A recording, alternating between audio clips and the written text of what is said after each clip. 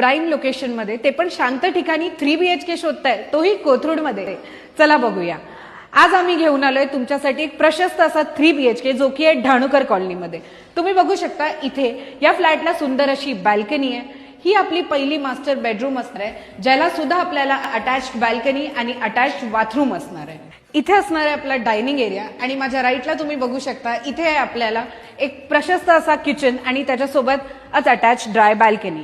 आता आपण वळतोय दुसऱ्या मास्टर बेडरूमकडे. दुसऱ्या मास्टर बेडरूमला देखील आपल्याला अटॅच्ड वॉशरूम आणि 2 साइड्स बाल्कनी मिळणार आहे, जेणेकरून व्हेंटिलेशन खूप सुंदर असणार आहे.